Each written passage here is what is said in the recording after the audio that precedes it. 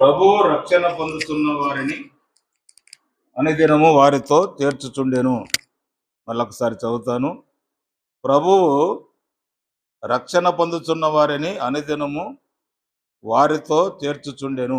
చిన్న ప్రార్థన చేసుకొని కొద్ది నిమిషాలు ధ్యానంలో ముందుకు సాగిపోదాము.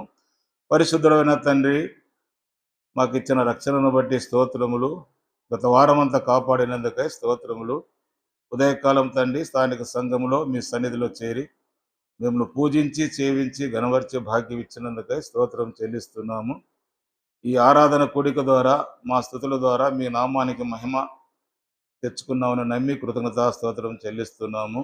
జరిగించినటువంటి ఆరాధన అంతటిని బట్టి మీకు స్తోత్రములు. తిరిగి నాయన రెండవ సెషన్లో కొద్ది నిమిషంలో నాయన మీ సన్నిధిలో కూర్చొని ఉండగా మీరు మాతో మాట్లాడబోతుండగా చదవబడినటువంటి లేఖన భాగం ద్వారా దేవా మీ పరిశుద్ధాత్మ ద్వారా మా అందరితో మాట్లాడి మీ నామానికి మహిమ తెచ్చుకున్నాము. అంత్య దినాలలో ఉన్నాం. అక్కరగల వాక్యాన్ని లేఖనాల ద్వారా మీ ఆత్మ ద్వారా మీరు మాకు అందిస్తారని నమ్ముతూ నిలిచినటువంటి నన్ను కూడా మరుగు చేసి ఖాళీ చేసి నా నోటిని మీ చేతి బోరుగా వాడుకొని మీ నామానికి మహిమ తెచ్చుకోమని రక్షకుడైన క్రీస్తు యేసు నామమున అడిగి వేడుకుంటున్నాం పరలోకమందున్న పరమ తండ్రి, ఆమేన్. ప్రభునందు ప్రియమైన వారులారా, ఇక్కడ ఈ భాగాన్ని చూసినప్పుడు ప్రభు అంటే దేవుడు అని, దేవుడు ప్రతిదినం ఏం చేస్తున్నాడు? రక్షింపబడుతున్న వారిని సంఘంలోనికి చేర్చుచుండెను అనింది. ఇది ఎక్కడ జరిగింది? యెరూషలేములో ఉన్న ఆది సంఘంలో జరిగినటువంటి కార్యం. యెరూషలేములో ఉన్నటువంటి ఆది సంఘంలో ప్రతి దినము దేవుడే రక్షింపబడుతున్న వారిని సంఘంలో చేర్చుచుండెను అనే ఉంది. అంటే సంఘము రోజు రోజుకి ఏం చేస్తుంది? వృద్ధి చెందుతుంది, అభివృద్ధి చెందుతూ ఉంది. మరి ఆది సంఘంలో, యెరూషలేములో ఉన్నటువంటి ఆది సంఘములో ప్రతి దినము ఎందరో కొందరు రక్షింపబడుతూ సంఘంలోనికి సంఖ్య చేర్చబడుతూ ఉంది.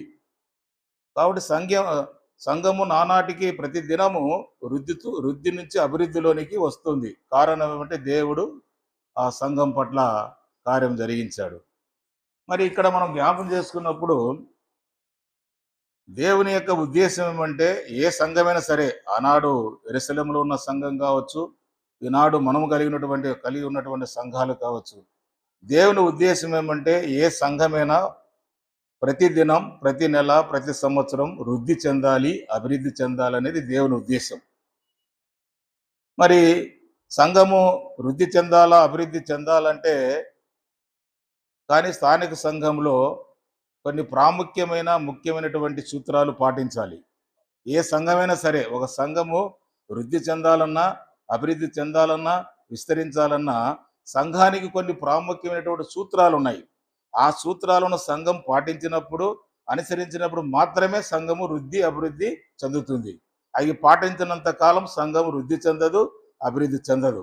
కాబట్టి ఆనాడు ఆది సంఘము, యెరూషలేము ఆది సంఘము వృద్ధి చెందడానికి, అభివృద్ధి చెందడానికి వాళ్ళు చేసినటువంటి మొట్టమొదటి పని ఏమిటో మనం జ్ఞాపం చేసుకున్నాము. ఆ సంఘానికి మనకు పోల్చుకున్నప్పుడు అక్కడ ఆది సంఘం అభివృద్ధి చెందడానికి కారణం ఏమంటే, మొట్టమొదట అపోస్తుల కార్యములు 1వ అధ్యాయం, అక్కడే 1వ అధ్యాయం 14 వచనం చదువుకుందాం. 1వ అధ్యాయము 14 వచనం మీద ఉంటే, వీరితో కూడా కొందరు స్త్రీలను, యేసు తల్లి అయిన మరియయు ఆయన సహోదరులను ఏక మనసుతో ఎడతెగక ప్రార్థన చేయుచుండిరి. మొట్టమొదటి సూత్రం ఏదంటే ఇదే. ప్రార్థన అనేది మొదటి సూత్రం. ఆనాడు ఆది సంఘంలో ఉన్నటువంటి వాళ్ళు చేసినటువంటి మొట్టమొదటి పని ఏమంటే ప్రార్థన. సంఘములో ప్రార్థన, ఏ సంఘములో ప్రార్థన ఉంటుందో ఆ సంఘం వృద్ధి చెందుతుంది అనేది దీనికి కాన్సెప్ట్. అక్కడ వాళ్ళు ఎలా చేశారు? ఏక మనసుతో ప్రార్థన చేశాడు. 120 మంది ఆది సంఘం ప్రారంభమైంది. తర్వాత 1000 మంది చేర్చబడినా కూడా అందరూ కలిసి ఒకే మనసుతో ప్రార్థన చేశారు అనేది దీని కాన్సెప్ట్. అన్ని 100 మంది ఒకే మనసుతో ప్రార్థన చేయాలంటే మొదటి ఏముండాలి? సమాధానం ఉండాలా. మన మధ్య సమాధానం ఉన్నప్పుడు అప్పుడు ఏక మనసుతో ప్రార్థన చేయడానికి అవకాశం ఉంది. కాబట్టి ఆనాడు వాళ్ళు ఏక మనసుతో చేయగలిగారు కాబట్టి సంఘం వృద్ధి చెందింది. మరి మన స్థానిక సంఘంలో ఈ ఉదయకాలం మనం జ్ఞాపం చేసుకున్నప్పుడు మనం ప్రతి వారంలో శనివారం విజ్ఞాపన ప్రార్థన కూడిక అంటున్నాం. అలాగా సమయం దొరికినప్పుడు హాలిడేస్ వచ్చినప్పుడు ప్రార్థన కూడికలోనే ఎక్కువ గడిపినాం. మంచిదే. కానీ దీని కాన్సెప్ట్ ఏమంటే ఇప్పుడు ప్రార్థనా కూడిక అని మనం ఏర్పాటు చేసినప్పుడు అందరూ రావాలనేది దేవుని ఉద్దేశం. ఎందుకంటే ప్రార్థన సంఘానికి ప్రాణం వంటిది. ఎందుకు చెప్తున్నామంటే ప్రార్థన సంఘానికి ప్రాణం వంటిది. మరి ప్రార్థనా కూడికకు ఎందరు వచ్చి ప్రార్థన చేస్తున్నారు, వారందరూ ఇండైరెక్ట్గా ఏం చేస్తున్నారు, సంఘానికి ప్రాణం పోస్తున్నారు. ప్రార్థన కూడిక రాకుండా ఎగరగొట్టి ఇంటి దగ్గర ఉన్న వాళ్ళ సంఘంలో ఏం చేస్తున్నారు, ఉన్న ప్రాణాన్ని పోగొడుతున్నారు. అది కారణం. ప్రార్థన కూడిక చాలా ఇంపార్టెంట్. ఏమంటే మనం ప్రార్థనలు గడిపామంటే సంఘానికి ప్రాణం పోస్తున్నట్టు మన సమానం. కాబట్టి గుర్తుపెట్టుకోండి, ప్రార్థించే సంఘం నిలుస్తుంది, ప్రార్థన విడిసిన సంఘం పడిపోతుంది. అది గుర్తుపెట్టుకోండి. ఒక సంఘము అభివృద్ధి చెందుతుందంటే అక్కడ మొట్టమొదటి ఏముంది, ప్రార్థన ఉంది. ప్రార్థించే సంఘం ఎప్పటికీ నిలుస్తుంది. ప్రార్థన చేయని సంఘం ఎప్పటికీ వృద్ధి చెందదు, కానీ పతనం అవుతుంది ఆత్మీయంగా. అలాగే మరి సంఘములో ప్రార్థన చాలా మన సంఘము నిలబడాలా, స్థిరంగా ఉండాలంటే ఏముండాలి, మన సంఘంలో ప్రార్థన ఉండాలి. అంటే ప్రార్థనకు కొందరు వచ్చి చేస్తే కాదు, సంఘంలో 70 మంది ఉన్నా 100 మంది ఉన్నా అందరూ వచ్చి ప్రార్థన చేసిన అందరూ కలిసి సంఘానికి ప్రాణం పోస్తున్నట్టు. కానీ చూస్తున్నప్పుడు ఈ దినాల్లో చూస్తే వాక్య పరిచర్యకు వస్తారు కానీ ప్రార్థన కూడికంటే రారు. అంటే మీరు ఇండైరెక్ట్గా మీరు ఏం చేస్తున్నారు, ఉన్న ప్రాణాన్ని పోగొడుతున్నారు.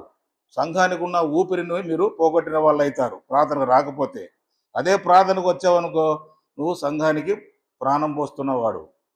తర్వాత ఇక్కడ ప్రార్థన అన్నప్పుడు జ్ఞాపం చేసుకున్నప్పుడు చాలా సందర్భాలు గమనించింది ఏమంటే, ప్రార్థన చేస్తున్నప్పుడు చాలామంది ప్రార్థన చేసేవాడు చేస్తుంటాడు, కొంతమంది ఏమో ఫోన్లో ఫోన్ వచ్చేదని బయటికి వెళ్ళిపోతుంటారు, కొంతమంది సెల్లు చూసుకుంటున్నారు, కొంతమంది పక్క వాళ్ళతో మాట్లాడుతున్నారు. అంటే ప్రార్థన చేసే వ్యక్తితో వీళ్ళు ఏకీభవించి ప్రార్థన చేయడం లేదు.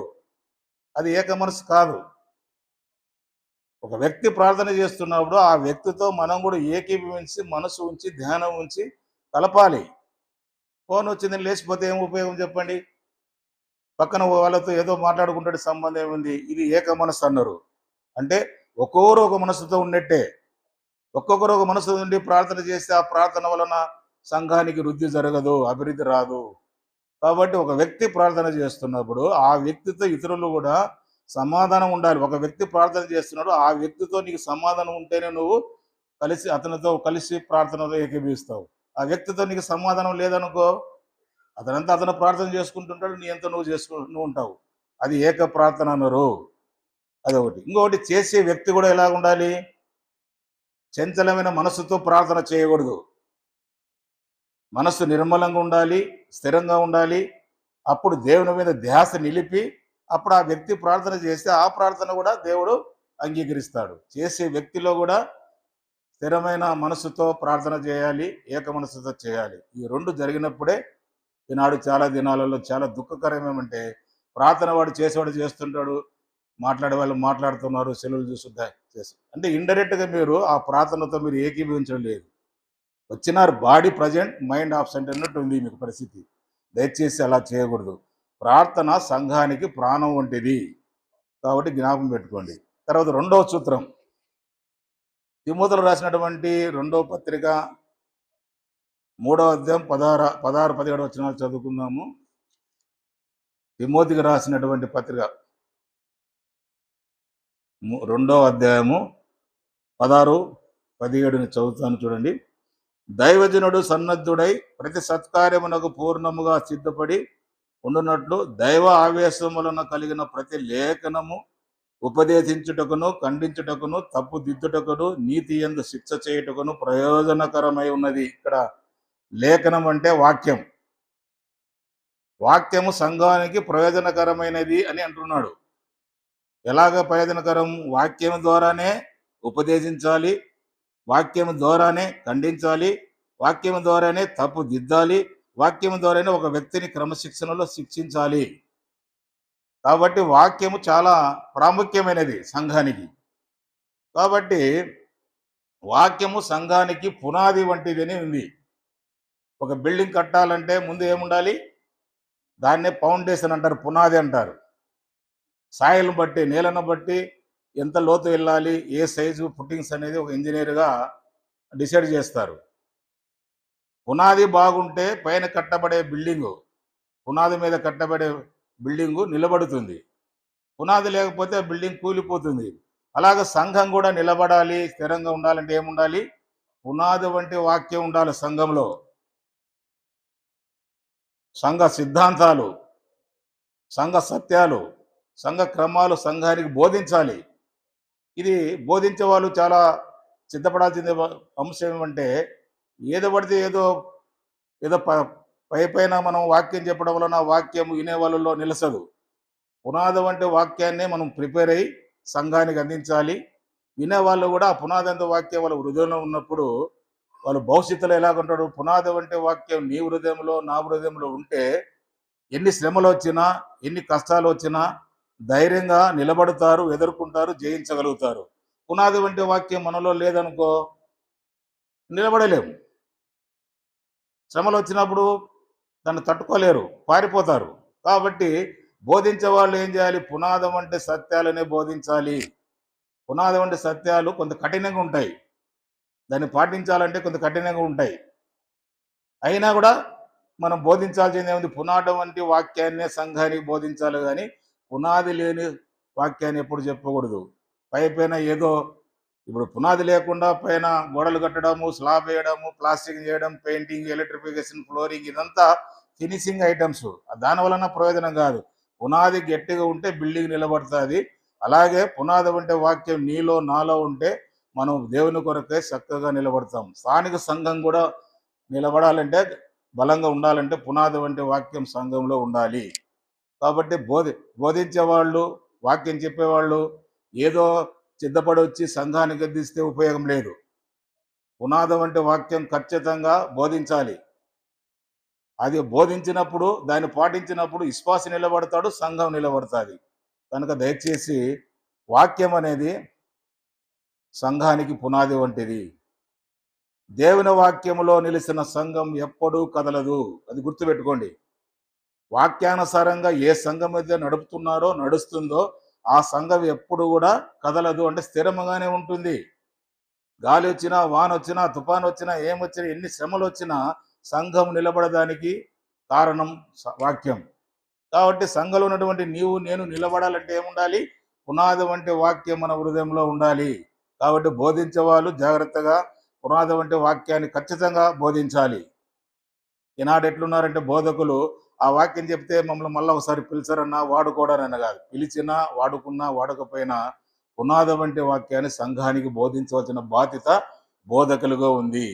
దయచేసి రాబో దినాలలో మన స్థానిక సంఘంలో పునాది వంటి వాక్యమే సంఘానికి మనము బోధించాలి. సంఘం నిలబడాలన్నా, ఒక కుటుంబం నిలబడాలన్నా, ఒక విశ్వాస నిలబడాలన్నా పునాది వంటి వాక్యం ఆ వ్యక్తిలో, ఆ కుటుంబంలో, ఆ సంఘంలో ఉంటే నిలబడతారు. అది గుర్తుపెట్టుకోండి. అది రెండవ సూత్రం. మూడవ సూత్రాన్ని జ్ఞాపం చేద్దాం. యోహాను సువార్త 13:35లో మూడవ సూత్రం. మొదటిది వచ్చేసి ప్రార్థన, రెండవది వాక్యము, మూడో చూసుకుందాం కదా.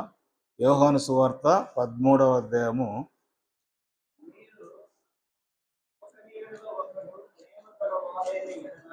1 ఎడల ఒకడు ప్రేమ గలవారైన ఎడల దీనిని బట్టి నా శిష్యులని అందరూ మిమ్మల్ని తెలుసుకుందరు. ఇక్కడ ప్రేమ. మూడోది ఏమిది? ఒకటి సంఘంలో ప్రార్థన ఉండాలి, రెండోది పునాది వంటి వాక్యం ఉండాలి, మూడోది ఏముండాలి? సంఘంలో ప్రేమ. ఇది వెరీ వెరీ ఇంపార్టెంట్. సంఘానికి ఇది ఇంపార్టెంట్. ప్రేమ అనేది చాలా ఇంపార్టెంట్. కాబట్టి సంఘంలో ఉన్నటువంటి మనందరం నమ్ముకున్నా ఉంటున్నాం, కానీ ఎదుటి వారిని పలకరించేటప్పుడు ప్రేమతో పలకరించాలి, ప్రేమతో మాట్లాడాలి. అతను ఏదైనా ఆపదల్లో, అక్కర్లో ఉన్నప్పుడు ఏదైనా చెప్పినప్పుడు రిసీవ్ చేసుకొని మనవంతు మనం సహాయంగా, ప్రేమపూర్వకంగా సహాయం చేసే తత్వం మనకు ఉండాలి. కాబట్టి ప్రేమ చాలా అవసరము. ప్రేమ ఉన్న చోట సంఘం వృద్ధి చెందుతుంది. ప్రేమ లేని చోట సంఘం వృద్ధి చెందదు. ఎక్కడైతే ఏ సంఘంలో అయితే ప్రేమ ఉంటుందో ఆ సంఘం వృద్ధి చెందుతుంది. అది ఇండైరెక్ట్ తీసుకును. ఒక వ్యక్తిలో ప్రేమ ఉంటే ఆ వ్యక్తి వృద్ధి చెందుతాడు. ఏ కుటుంబంలో ప్రేమ ఉంటే ఆ కుటుంబం వృద్ధి చెందుతుంది. ఏ సంఘంలో ప్రేమ ఉంటుందో సంఘం కూడా వృద్ధి చెందుతుంది. కాబట్టి ప్రేమ చాలా ఇంపార్టెంట్. ప్రేమ సంఘానికి బలమునిస్తుందని ఉంది. కాబట్టి సంఘంలో మనందరం కూడా క్రీస్తు రక్తం చేత కడిగినటువంటి మనందరము ఫ్యామిలీలు వేరు, ప్రాంతాలు వేరు, ప్రొఫెషన్స్ వేరు, అన్ని అయినా కూడా పేదవాళ్ళు ఉంటారు, ధనికులు ఉంటారు, మధ్యరేఖలు అందరూ ఉన్నా కూడా అందరం కూడా ఒకే ప్రేమను కలిగి ఉండాలి. యేసుప్రభు ఆ విధంగానే చూశాడు కదా. ధనవంతులను ప్రేమించినాడు, దరిద్రులను ప్రేమించినాడు, మధ్యరకుల వాళ్ళను ప్రేమించాడు, రోగులను ప్రేమించాడు. మరి మనం ఎలాగున్నాము సంఘంలో? అంటే మన స్థాయికి తగినటువంటి వాళ్ళతోనే మనం ఫ్రెండ్షిప్ చేస్తున్నామా? వాళ్ళతో మాత్రమే ప్రేమగా ఉన్నామా? మనకంటే తక్కువ స్థాయిలో ఉన్న వాళ్ళతో ప్రేమగా లేమా అనేది ఒక్కసారి జ్ఞాపం చేసుకోవాలా. ప్రేమ ఉన్న చోట సంఘం వృద్ధి చెందుతుంది. కాబట్టి నువ్వు సంఘానికి వృద్ధి కలిగించేవాడుగా ఉన్నావా, ఉన్న వృద్ధిని పోగొట్టేవాడుగా ఉన్నావు అనేది ఈ ప్రేమ ద్వారానే తెలిసిపోతుంది. ప్రేమ మనలో ఉన్నప్పుడు మన ద్వారా సంఘం అభివృద్ధి చెందుతుంది. ప్రేమ మన కుటుంబంలో ఉంటే మన ద్వారా సంఘం అభివృద్ధి చెందుతుంది. ప్రేమ సంఘములు ఉంటే సంఘం కూడా అభివృద్ధి చెందుతుంది. కాబట్టి దయచేసి 3వ సూత్రము ప్రేమ. ఈ 3వ సూత్రం ఖచ్చితంగా ఉండాలి. ఇది లేనప్పుడు మనం ఎన్ని ప్రసంగాలు చేసినా, ఎన్ని దాన ధర్మాలు చేసినా, ఎన్ని కలిగి ఉన్నా అదంతా వేస్టే. ప్రేమ అనేది చాలా ఇంపార్టెంట్. దయచేసి ఒకరోడు పలకరించుకున్నప్పుడు ప్రేమపూర్వకంగా పలకరించుకోండి, మాట్లాడుకోండి. వాళ్ళు ఏదన్నా చెప్పినప్పుడు దాన్ని రిసీవ్ చేసుకొని మనవంతు మన సహాయం, మన అంతటినీ మనం భరించలేకపోయినా జండు సలహాలు కూడా మనం ఇచ్చేసి వాళ్ళని ఆదరించే స్థితిలో ఉండాలి. ప్రేమ ఉంటేనే ఆ కార్యం చేయగలుగుతాం. దయచేసి 3వది ప్రేమ. ప్రేమ సంఘానికి బలమునిస్తుంది. కాబట్టి మన ద్వారా సంఘం బలం పొందాలి. మన కుటుంబం ద్వారా సంఘం బలం పొందాలంటే ప్రేమ కలిగి ఉండాలి. తర్వాత 4వ సూత్రం.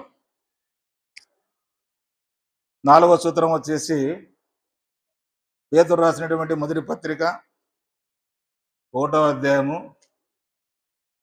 15, 16 వచనాలు తెలిసిన భాగమే ఒకసారి మళ్ళీ జ్ఞాపకం చేసుకున్నాము. పేతురు రాసిన మొదటి పత్రిక 1వ అధ్యాయము 15, 16లో ఇక్కడ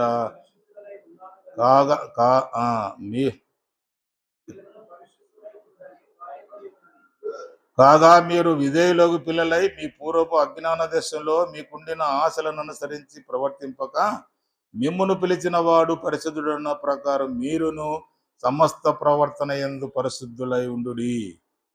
ఇది ఇక్కడ 4వది వచ్చేసి సంఘంలో ఉండాల్సింది ఏంది? మొదటిదేమో ప్రార్థన, 2వది పునాది వంటి వాక్యము, 3 ప్రేమ అనుకున్నా. 4వది వచ్చేసి పరిశుద్ధత. పరిశుద్ధత ఉన్న చోట అభివృద్ధి నిలకడగా ఉంటుంది.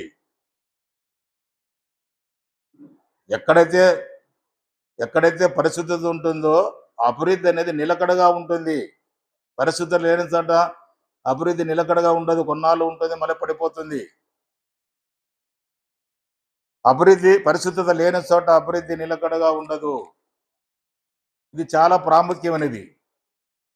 ఒక విశ్వాసంలో పరిశుద్ధత ఉండాలి, కుటుంబంలో పరిశుద్ధత ఉండాలి, సంఘంలో పరిశుద్ధత ఉండాలి. అంటే ఒక వ్యక్తిలో, ఒక కుటుంబంలో పరిశుద్ధత ఉందంటే ఆటోమేటిక్గా అన్ని కుటుంబాలు అందరూ ఆ విధంగా ఉన్నప్పుడు ఆటోమేటిక్గా సంఘంలో కూడా ఉన్నట్టు పరిశుద్ధత ఉన్నట్టే.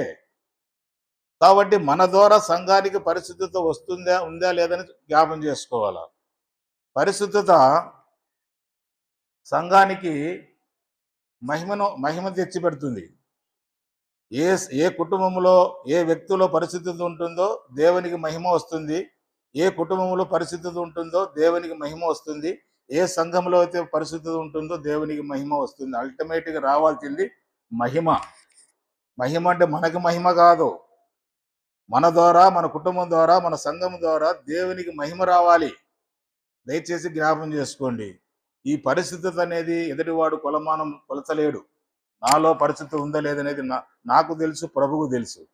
నీలో పరిశుద్ధత ఉన్నదా లేదనేది నీకు తెలుసు, ప్రభువు తెలుసు. నీ కుటుంబంలో పరిశుద్ధత ఉన్నదా లేదనేది నీ కుటుంబానికి ప్రభువు తప్ప ఎవరు తెలియదు. అది అల్టిమేట్గా పరిశుద్ధత అనేది ద్వారా దేవునికి మహిమ రావాలి. కాబట్టి దయచేసి జ్ఞాపం చేసుకోండి, మన సంఘములో పరిశుద్ధత ఉన్నంత కాలం మన సంఘము నిలకడగా ఉంటుంది. అది గుర్తుపెట్టుకోండి. సంఘములో అప్ అండ్ డౌన్స్ ఏదో జరుగుతున్నాయంటే కారణం ఎక్కడో ఎక్కడో ఏదో ఒక కారణంలో, ఏదో ఒక కుటుంబంలో, ఏదో ఒక వ్యక్తిలో లోపం ఉంది. ఆ లోపాన్ని బట్టే సంఘానికి అభివృద్ధి జరగడం లేదు. అభివృద్ధి ఉంది కానీ నిలకడగా ఉండడం లేదు. ఒక వారం ఏమో 100 మంది వస్తున్నారు, ఒక వారం 80 మంది వస్తున్నారు, ఒక వారం 70 మంది వస్తున్నారు. అంటే కారణం ఏమి? సంథింగ్ ఏదో జరుగుతుందని గుర్తుపెట్టుకోండి. కనుక నాలుగవ సూత్రం, సంఘంలో పరిశుద్ధత ఉండాలి. పరిశుద్ధత సంఘానికి మహిమను తెచ్చిపెడుతుంది. తద్వారా దేవునికి మహిమ వస్తుంది. కాబట్టి 4వ సూత్రం పరిశుద్ధత కలిగి ఉండాలి అనేది జ్ఞాపం చేస్తారు. కాబట్టి దేవుడు జ్ఞాపం చేసేదేమంటే, నేను పరిశుద్ధుడిని కనుక మీరు పరిశుద్ధులుగా ఉండమంటున్నాడు.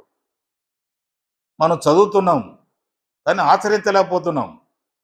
వాక్యం తెలియదనే కాదు, ఇది సింపుల్, అందరికీ తెలుసు. మన దేవుడు పరిశుద్ధుడు, ఆయన నివసించే లోకం పరిశుద్ధమైనది, ఆయన సింహాసనం పరిశుద్ధమైనది అని అందరికీ తెలుసు. కానీ ఆయన పిల్లలుగా మనం పరిశుద్ధంగా ఉండలేకపోతున్నాం. కారణం ఏంది? ఎక్కడో పొరపాటు జరుగుతుంది. కాబట్టి ప్రతి దినం మనము పరిశుద్ధత ఉండడానికి ప్రయత్నం చేయాలి.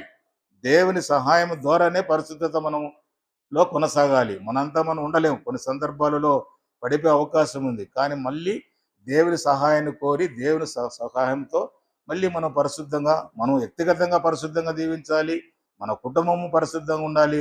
అల్టిమేట్గా మన సంఘంలో కూడా పరిశుద్ధత ఉన్నప్పుడు మన ద్వారా, మన కుటుంబం ద్వారా, మన సంఘము ద్వారా దేవునికి మహిమ రావాలి. అది కాన్సెప్ట్ 4వ సూత్రం.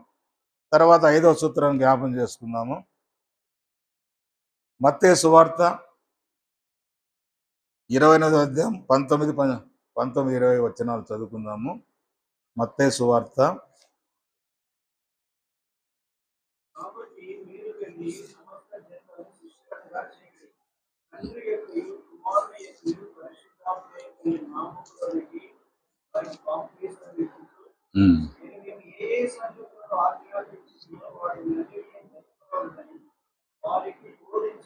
ఇక్కడ 19-20 వచనాలు చూపితే, మీరు వెళ్ళి సమస్త జనులను శిష్యులుగా చేయండి అనేది కాన్సెప్ట్. అంటే సువార్త ప్రకటించాలి.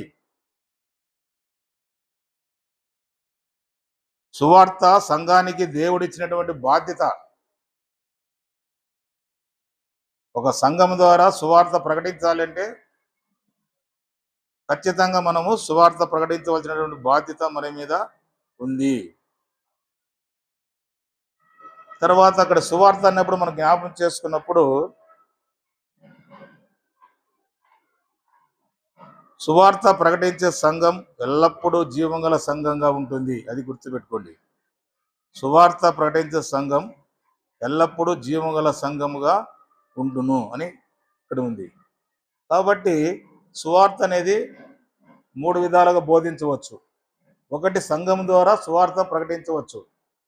అంటే కొందరు సోదరీలు కలుసుకొని ఏదైనా ఒక వెహికల్, ఒక ఆటోనా లేకుంటే 4 వీలరా ఏదైనా తీసుకొని వెళ్ళి గ్రామాలకు వెళ్ళి పత్రికలు పంచుతూ సువార్త ప్రకటించి, అంటే సువార్త ఎందుకు ప్రకటించమని ప్రభు చెప్తున్నారంటే, సువార్త యొక్క ముఖ్య ఉద్దేశము ఆత్మల సంపాదన. ఆత్మల సంపాదన అంటే ఆత్మలో రక్షింపబడుదంటే పాపి పరిశుద్ధునిగా మార్చబడడం. అది కాన్సెప్ట్. ఒక పాపి పరిశుద్ధునిగా మార్చబడాలంటే ఈ బాధ్యత ఎవరికి ఇచ్చాడు?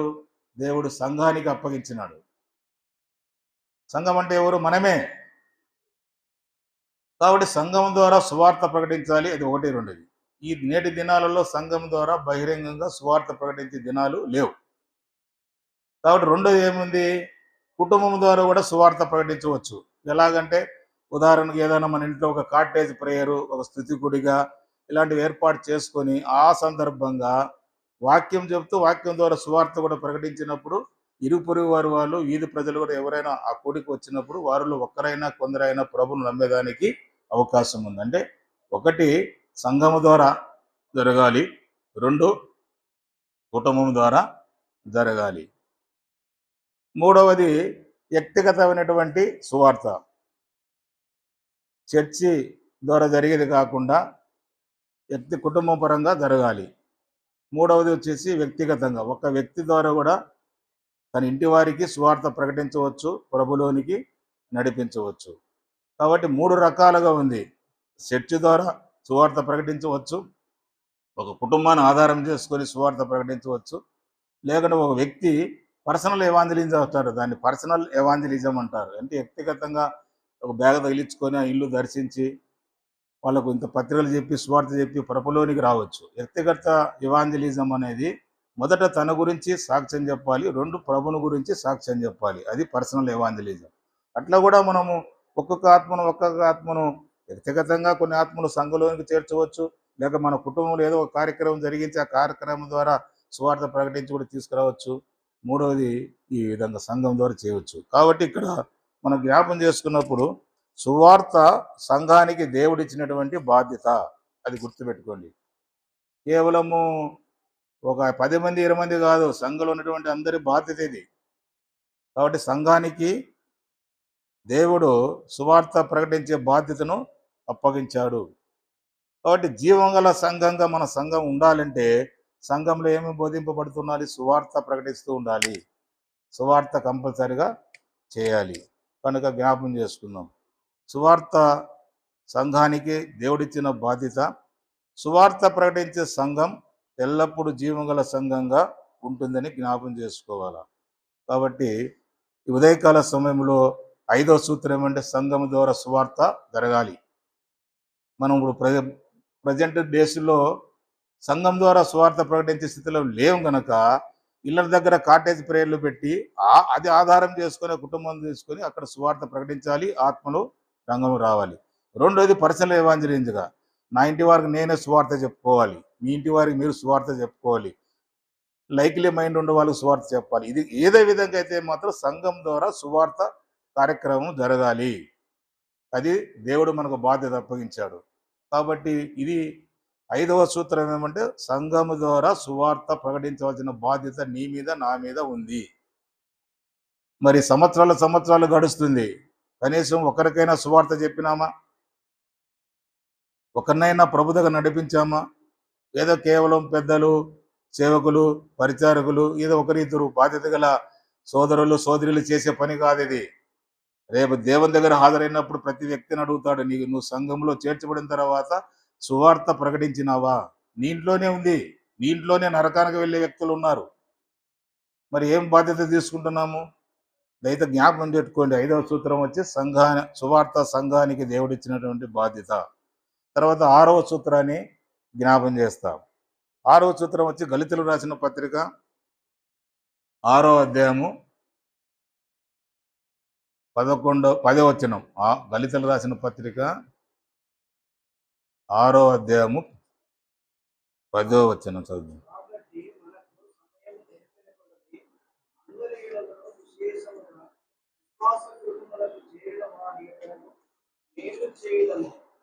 ఇక్కడ కాబట్టి మనకు సమయం దొరికిన కొలది అందరి ఎడలను విశేషముగా విశ్వాస గృహమునకు చేరిన వారి ఎడలను మేలు చేయదము. ఇక్కడ 6వ యొక్క సూత్రం ఏమంటే మేలు చేసే కార్యక్రమం. సంఘము ద్వారా ఇతరులకు మేలు జరగాలి. ఇప్పుడు మన సంఘం ఉంది, మన అనుబంధ సంఘాలు ఉన్నాయి, మనకంటే వారు వృద్ధిలో లేనటువంటి పరిస్థితులు అక్కలు కలిగి ఉన్నటువంటి వారు ఉన్నారు. వారి అక్కలను మనం తీర్చగలగాలి, అదే మేలు. ఉన్నవాడు లేనివానికి ఇవ్వడమే మేలు అది. కాబట్టి సంఘం ద్వారా ఇది జరగాలి, ప్రతిదినం జరగాలి, మేలు జరుగుతూ ఉండాలి. అనుబంధ సంఘాలకు మేలు చేయాలి, అక్కర్లో ఉన్న కుటుంబాలకు మేలు చేయాలి, ఆపదలు ఉన్నటువంటి వ్యక్తులు కూడా మనము సహాయం చేయాలి, సంఘం ద్వారా చేయాలి. సంఘం చేయాలంటే రకాలు ఎన్నో ఉన్నాయి. కొందరికి ధనం అవసరం ఉంటుంది, కొందరికి ధాన్యం అవసరం ఉంటుంది, కొందరికి వస్త్రాలు కూడా అవసరం ఉంటాయి. ధనమైనా ధాన్యమైనా వస్త్రాలైనా సంఘం ద్వారా జరగాలి. కార్యక్రమము జరుగుతుందా? మరి జరగాలంటే ఎట్లా జరుగుతుంది? సంఘం ఏమన్నా తనంత తానే డబ్బులు ముద్ర ముద్ర ముద్ర ముద్ర వేస్తుందా? వేయలేదు కదా. లేక ఏమన్నా పంట పండించి ధాన్యాన్ని సమకూరుస్తుందా సంఘము? లేకుంటే వస్త్రాలు తయారు చేసే ఫ్యాక్టరీ సంఘానికి ఉంది? లేవదా. ఇవన్నీ ఎట్లా వస్తాయి? కలిగిన వారు సంఘానికి ఇవ్వాలి. కలిగినటువంటి ప్రతి వ్యక్తి వస్త్రాలు ఇవ్వచ్చు, ధనం ఇవ్వచ్చు, దాన్ని ఇవ్వచ్చు. ఇదంతా సంఘానికి అప్పగిస్తే సంఘం ఏం చేస్తుందంటే అక్కరగలిగినటువంటి సంఘానికి సహాయం చేస్తుంది, అక్కరగలిగినటువంటి కుటుంబాలకు సహాయం చేస్తుంది, అక్కరగలిగినటువంటి విశ్వాసులు కూడా సహాయం చేస్తుంది. ఇది జరగాలి. ఇది ఏమంటారంటే సేవ. మానవ సేవయే మాధవ సేవ అని మనందరికీ తెలుసు. మానవునికి సేవ చేస్తే దేవునికి ఇండైరెక్ట్ సేవ చేసినట్టు. సేవ అనేది సంఘానికి మంచి పేరు తీసుకొని వస్తుంది. తర్వాత మనందరూ తెలుసు, ప్రార్థించే పెదవుల కన్నా సాయం చేసే చేతులు మిన్న. నేను ప్రార్థన చేస్తున్నా నీకోసం అంటే ఏం లాభం లేదు. ఒక వ్యక్తి ఆపదలో అక్కర్లో ఉన్నప్పుడు ఆ వ్యక్తికి నువ్వు సహాయం చేయగలిగే శక్తి ఉండి కూడా ఏం సహాయం చేయకుండా నీకోసం ప్రార్థన చేస్తున్నా, నీ పిల్లల కోసం ప్రార్థన చేస్తానంటే దట్ ఈజ్ రాంగ్. ప్రార్థించే పెదవుల కన్నా సాయం చేసే చేతులు మిన్న. కాబట్టి మనం ప్రాక్టికల్గా ఉండాలి, క్రియలు ఉండాలి. కాబట్టి దయచేసి నేను చెప్పేది ఏమంటే మన స్థానిక సంఘంలో కానీ అనుబంధ సంఘాలు కానీ చాలామంది పేదలు ఉన్నారు, పేద కుటుంబాలు ఉన్నాయి, పేద సంఘాలు ఉన్నాయి. మరి దానికి ఎవరు సహాయం చేయాలి? కలిగినటువంటి సంఘం, కలిగిన వారు చేయాలి. ఇది నిరంతరం జరగాలి సేవ. ఈ విధంగా మనము సంఘం ద్వారా అక్కరగల సంఘాలకు, కుటుంబాలకు, పేదలకు సహాయం చేసినప్పుడు ఇది ఏ విధంగా వస్తుందంటే చివరకు మన సంఘానికి మంచి సాక్ష్యం తీసుకొని వస్తుంది, మంచి పేరు వస్తుంది. మరి మంచి పేరు సంఘానికి రావాలి అన్నా, మంచి సాక్ష్యం సంఘానికి రావాలన్నా కలిగిన వారు ముందుకు రావాలి. కలిగిన వారు ఊరు అట్లా ఉంటే కాదు, ఖచ్చితంగా సహాయం చేయాలి. చేసినప్పుడే మన సంఘానికి మంచి పేరు వస్తుంది. కాబట్టి దయచేసి ఇది సేవలో ఒక భాగం. ఇతరులకు మేలు చేయడం, ఇతరులకు సహాయం చేయడం కూడా సేవలో ఒక భాగం. గుర్తుపెట్టుకోండి. సేవ అంటే ఏదో ఎవాంజలిస్టుగా, సువార్థికుడుగా ఫుల్ టైం అప్పగించుకొని అది కాదు. అది ఒక రకమైన సేవ. కానీ సంఘం ద్వారా ఇది జరగాలి. సేవ సంఘానికి మంచి పేరుని తీసుకొని వస్తుంది. ఒక కుటుంబం ఏదైనా సహాయం చేసినప్పుడు ఆ సహాయం ఇతరులకు అందినప్పుడు ఆటోమేటిక్ ఎవరికి సంఘానికి మంచి పేరు వస్తుంది. అంటే ఆ కుటుంబంలో ఈ విధమైన వ్యక్తులు ఉన్నారు, ఆ సంఘం ద్వారా ఆదుకుంటుంది అని. అందుకే నేను గత 2 వారాల క్రితము ఒక సహోదరుడు తీవ్రమైన అనారోగ్యంతో ఉన్నప్పుడు ప్రకటన చేసినప్పుడు 13,000 రూపాయలు వచ్చింది కాంట్రిబ్యూషన్. దాన్ని సేవకులను పంపించేసి అక్కడ చేర్చి రావడం జరిగింది. అది ఎవరో మనకు పెద్ద రిలేషన్ ఏం లేదు, మనకు ఆయన సంబంధం లేకపోయినా ఆపదలో ఉండి మనకు రిక్వెస్ట్ చేశాడు కనుక సంఘంలో ప్రకటన చేస్తే చాలామంది చేతులు చేస్తారు. నేను అదే చెప్పాను, ఒక 100 రూపాయలు ఇచ్చినా కూడా పరలోకంలో మీకు ఫలం ఉంటుంది. కాబట్టి సహాయం చేసే గుణం సంఘానికి ఉండాలి. సంఘానికి సహాయం చేయాలంటే మీరందరూ కాంట్రిబ్యూషన్ ముందుకు వస్తేనే అవుతుంది. ఉన్నవాళ్ళు ఇవ్వకున్నది ఏం చేస్తాడో, పేదవాళ్ళు ఏం చేస్తాడో చెప్పండి. దయచేసి సేవా కార్యక్రమం జరగాలి. తర్వాత మరొక సూత్రాన్ని జ్ఞాపం చేస్తాను. అంటే ఇక్కడ ఒక మాట నేను చెప్పదలుచుకున్నాను. మనము దేవుడు కాళ్ళు, చేతులు, ముక్కు, అవయాలు ఇచ్చాడు. అందులో చేతులు కూడా ఇచ్చాడు, ఒక భాగమే. దేవుడు నీకు నాకు చేతులు ఇచ్చింది సహాయం చేయడానికి చేతులు ఇచ్చాడు. నువ్వు సేవ చేసే చేతులు దేవుని ప్రేమను ప్రపంచానికి చూపిస్తున్నావు అని అర్థం. నువ్వు ఏదైనా ఒక సహాయం చేసావు చేతులతో అంటే ఇండైరెక్ట్గా నువ్వు దేవుని ప్రేమను ఇతరులకు చూపిస్తున్నావు. ప్రేమ నీలో ఉన్నప్పుడు నువ్వు ఇతరులకు సహాయం చేయగలుగుతావు. కాబట్టి ఈ చేతులు, మనకిచ్చిన చేతులు ఎంత విలువైనది గుర్తుపెట్టుకోండి. ఇతరులకు ఉండే చేతులు వేరు, దేవుని పిల్లలకు ఉండే చేతులు వేరు. దేవుడు నీకు చేతులు ఇచ్చాడంటే ఈ చేతుల ద్వారా నువ్వు ఏదో ఒకటి దాన ధర్మం చేస్తూనే ఉండాలి. ఇండైరెక్ట్గా నువ్వు దేవుని ప్రేమను లోకానికి, ఇతరులకు, ఇంటి వారికి, ఈది వారికి, గ్రామానికి నువ్వు తెలుపుతున్నట్టే. నువ్వు ఏమి సహాయం చేయలేదు అనుకో, చేతులతో, ఒట్టి చేతులతో నువ్వు ఏమి దేవుని ప్రేమను చూపున వాడివి అవుతావు. దయచేసి దేవునికి ఇస్తే నష్టపోతామనే భావన మనలో ఉండకూడదు. దేవునికి ఇస్తే ఆశీర్వాదం పొందుతామనే మనసు నీలో ఉంటే 100 రూపాయలు ఉంటే 10 రూపాయలు నువ్వు ఇవ్వగలుగుతావు, నేను ఇవ్వగలుగుతా. మనకు ఆ మనసు లేనప్పుడు ఏం చేస్తాను చెప్పండి? చేతులు ఎందుకు ఇచ్చాడు చెప్పండి? ఈ చేతులతో సహాయం చేయడానికి దేవుడు ఉంచాడు. అందుకే ప్రార్థించే పెదవుల కన్నా సాయం చేసే చేతులు మిన్న అని ఎందుకన్నారంటే చేతులు చాలా ఇంపార్టెంట్.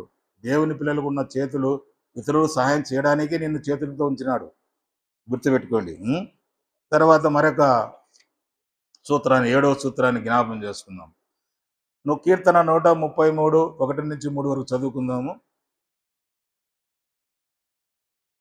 133వ కీర్తన. ఒక సహోదరులు ఐక్యత కలిగి నివసించుట ఎంత మేలు, ఎంత మనోహరం.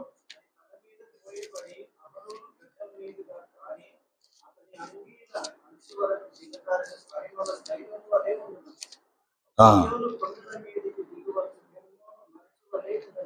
ఉమ్.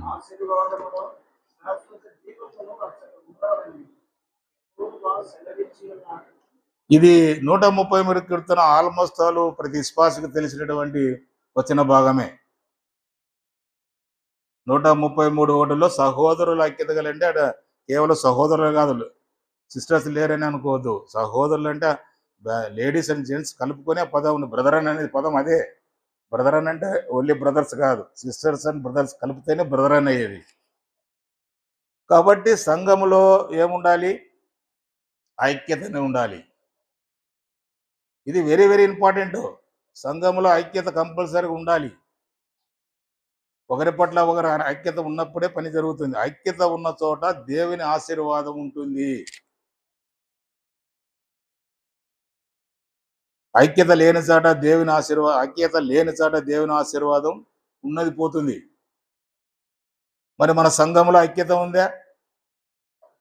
ఒకసారి ఆలోచన చేసుకోండి. ఇది ఇంపార్టెంట్, ప్రాముఖ్యమైనటువంటి సూత్రం ఇది.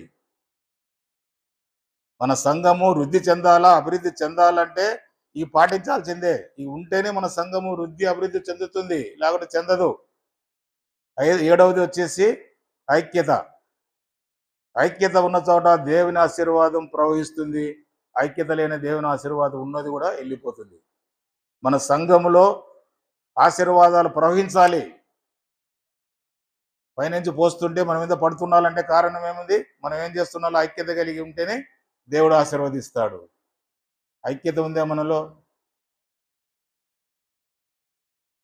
ఐక్యత అనేది ఒకటి, ప్రేమ ఉండాలి. ప్రేమ ఉన్న చోట ఐక్యత కూడా ఉంటుంది. ప్రేమ ఫండమెంటల్, దాని తర్వాత ఐక్యత వస్తుంది. ఐక్యత అనేది అందరం కలుపుకొని పోవడం. రకరకాల కుటుంబాల వారే అయినా, రకరకాల ప్రాంతాలతో వచ్చిన తర్వాత హోదాలో వ్యత్యాసం ఉన్నా, ఆత్మీయ స్థితిలో తేడా ఉన్నా, అందరం కూడా ఒక కుటుంబం మాత్రం ఉన్నప్పుడే అది ఐక్యత అంటారు. మన కుటుంబాలలో చూడలేదా? కొంతమంది ఏమో బాగా బుద్ధిమంతులుగా ఉంటారు, కొందరు అల్లరి చేసే వాళ్ళు ఉంటారు. కానీ తల్లిదండ్రులు ఏం చేస్తుంటారు? అందరినీ ఒకే విధంగా చూస్తుంటారు. అంటే అందరూ ఐక్యత కలిగి ఉండడానికి ప్రయత్నం చేస్తాడు. సంఘములో ఐక్యత ఉంటేనే విజయం సాధించగలము. ఐక్యత సంఘానికి విజయాన్ని తెచ్చిపెడుతుంది. ఐకమత్యమే మహాబలం అని కూడా మనం ఉంటున్నాం. అందరం కలిసి ఐకమత్యంగా ఉన్నప్పుడు బలం ఉంటుంది. ఆ బలం ద్వారా ఎంత పెద్ద శత్రువునైనా, ఎంత పెద్ద సమస్య వచ్చినా ఎదుర్కోవడానికి మనకు ధైర్యం వస్తుంది. ఐక్యత ఉండాలా. సంఘంలో వేరు వేరు ఉండకూడదు, అవయాలు తేడా ఉండొచ్చు. చేతుకున్నటువంటి వేళ్ళల్లో పొడువు పొట్టి అన్నీ ఉన్నాయి, కానీ అందరూ ఒకే హస్తంలో ఉన్నాయా లేదా? ఇవన్నీ అట్లా సంఘంలో కూడా ఆత్మీయ స్థితిలో రకరకాల తేడాలు ఉంటారు. అందరూ ఒకటే లెవెల్లో ఉండరు. ఉన్నా లేకపోయినా అందరం కూడా కలిసి పనిచేయాలి, ఐక్యమత్యతో ఉండాలి అనేది దేవుని యొక్క ఉద్దేశం. మన సంఘానికి ఆశీర్వాదం రావాలంటే మనం అందరూ కలిసి ఉన్నప్పుడే ఆశీర్వాదాలు వస్తాయి. మన ఐక్యతంగా ఉన్నప్పుడే కుటుంబంలో ఆశీర్వాదం ఉంటుంది. ఒక వ్యక్తిగతంగా ఆశీర్వాదం పొందాలన్నా, కుటుంబ పరంగా ఆశీర్వాదాలు పొందాలన్నా, సంఘపరంగా కూడా ఆశీర్వాదాలు పొందాలన్నా కాన్సెప్ట్ మెయిన్ వచ్చి ఐక్యత. దయచేసి ఇది మీరు జ్ఞాపం చేసుకోండి. ఎన్ని దినాలు చెప్పినా, ఎన్నిసార్లు విన్నా మనలో మార్పు రావాలి. ఆ విన్నప్పుడు మాత్రం ఆ కొద్ది దినాలు ఏదో తేలు కొడితే కొద్ది నొప్పి ఉంటుంది చూడు, కొన్ని గంటలు అట్లా ఉంటే లాభం లేదు. తేలు కుట్టినా కుట్టకపోయినా ఆ తేలు వలన ఏం ప్రమాదం ఉంటుందో, విషయం ఎంత తెలుసుకొని ఉండాలి మనం. అట్టనే ఐక్యత వలన మనకి ఎన్ని మేళ్ళు ఉన్నాయని తెలుసుకుంటే నీ జీవితంలో, నా జీవితంలో ఐక్యతకు మనం ప్రయత్నం చేస్తాం. ఐక్యత కలిగించేది దేవుడు, అనైక్యత కలిగించేది సాతానుడు. అది గుర్తుపెట్టుకోండి. మన ద్వారా సంఘం ఐక్యతగా ఉందా? మన ద్వారా సంఘం ఉన్న ఐక్యతను అనైక్యతగా మారుస్తున్నామా లేదనేది మనం వ్యక్తిగతంగా పరీక్ష చేసుకోవాలి. మన ద్వారా సంఘానికి ఐక్యత కలగాలి, కానీ అనైక్యత ఎప్పుడు రాకూడదు. కాబట్టి ఐక్యత కలిగించేవారు సంఘానికి అవసరం. ఐక్యమత్యంగా ఉండేవారు సంఘానికి అవసరం. ఐక్యమత్యంతో ఉండే కుటుంబాలు కూడా సంఘానికి అవసరం. కాబట్టి సంఘానికి విజయం ఎలాగ వస్తుందంటే ఐక్యత ద్వారా సంఘానికి విజయం సాధించగలము. మనందరం కూడా ఐక్యంగా కలిసి ఉంటే ఎంత పెద్ద సమస్యనైనా కూడా మనం ఎదుర్కొని ముందుకు పోయేదానికి అవకాశం ఉంది. కారణము ఐక్యతని చాలా ప్రాముఖ్యమైనదని జ్ఞాపం చేసుకోవాలి. ఇది కాబట్టి ప్రార్థన సంఘానికి ప్రాణమని చెప్పాము. కాబట్టి ప్రార్థన కొడుకు నువ్వు నిర్లక్ష్యం చేస్తున్నావు, నువ్వు ఇండైరెక్ట్గా సంఘానికి ఉన్న ప్రాణాన్ని పోగొడుతున్నావు అని అర్థం. ప్రార్థన కొడుకు రాలేదంటే అర్థమేమి? నువ్వు ఇండైరెక్ట్గా ఉన్న ప్రాణాన్ని కూడా పోగొడుతున్నావని. అదే సంఘానికి ప్రార్థన కొడుకు వచ్చావనుకో, సంఘానికి ప్రాణం పోసిన వాడిలో నువ్వు ఉంటావు. ప్రాణం పోసేవాడుగా ఉంటావో ప్రాణం తీసేవాడుగా ఉంటావో అని మీరే నిర్ణయించుకోవాలి. అది ప్రార్థన కొడుకు. రెండోది వాక్యం. వాక్యం చెప్పేవారు పునాది వంటి సత్యాలు చెప్పాలి కానీ పైపైన ఊరికి తీసుకొచ్చి చెప్పేసి నవ్వించడం, కవ్వించడం, బాగా చెప్పినారు అనిపించుకోవడం కాదు. వారి జీవితంలో ఎటువంటి సమస్యనైనా శ్రమనైనా తట్టుకోగల శక్తి వాక్యం ఉన్న వ్యక్తే. పునాది అంటే వాక్యం ఉన్న వ్యక్తే నిలబడతాడు తప్ప పునాది లేని వ్యక్తి నిలబడలేడు. కాబట్టి చెప్పే బోధకులు మీరు కష్టపడి రెఫరెన్స్లు వెతికి ధ్యానం చేసి ఒక సంఘానికి ప్రయోజనకరమైన వర్తమానం తీసుకురామని నేను చాలా చాలా సందర్భాలు చెప్తున్నాం. పునాది వంటి వాక్యాన్ని మీరు బోధించాలి. పునాది లేకుండా పైన చెప్పే వాక్యం సంఘానికి అవసరం లేదు. దానివలన ప్రయోజనం లేదు. పడిపోతాడు వ్యక్తి. ఆత్మీయంగా ఉన్నవాడు రోజు పతనం అయిపోతాడు. కారణం అంటే పునాది వంటి వాక్యం లేదు కాబట్టి. బోధించే వాళ్ళు పునాది వంటి వాక్యాన్ని సిద్ధపడి సంఘానికి అందించాలని నేను కోరుతున్నాను. తర్వాత 3 ప్రేమ. ప్రేమ సంఘానికి బలముని తీసుకొని వస్తుంది. కాబట్టి ప్రేమ చాలా ఇంపార్టెంట్. అది తర్వాత 4వ సూత్రం పరిశుద్ధత. పరిశుద్ధత దేవునికి మహిమను తీసుకొని వస్తుంది. 5వది సువార్త ద్వారా ఆత్మల సంపాదన జరుగుతుంది. మనం మౌనంగా ఉంటే ఆత్మలు రావు. ఎంతమంది ఉన్నాం అంతమంది ఉంటాం. మరి ప్రతి వ్యక్తి వ్యక్తిగతంగా కావచ్చు, కుటుంబ పరంగా కావచ్చు, సంఘపరంగా వారి సువార్త నిరంతరం జరగాలి, ఆత్మల సంఘంలోకి చేర్చబడాలి అంటే అందరం పనిచేయాలి, సువార్త ప్రకటించాలా. కాబట్టి దయచేసి అదే చేయాలని కోరుతున్నాను. తర్వాత ఇక్కడ జ్ఞాపం చేసేది ఏమంటే సువార్త అనే పదం వచ్చింది కాబట్టి ఇక్కడ ఈ కూడికలో ఎవరైనా సరే ఇంకా యేసు ప్రభువును నమ్మని వారు ఎవరైనా ఉన్నట్టయితే ఈ ఉదయకాలం జ్ఞాపం చేసేదేమంటే యేసు ప్రభు గొప్పవాడు. నిన్ను నన్ను ప్రేమించి ఈ లోకానికి వచ్చాడు. నిన్ను నన్ను ప్రేమించి సిలువలో వేలాడినాడు. నిన్ను నన్ను ప్రేమించి దెబ్బలు తిని రక్తాన్ని కార్చాడు.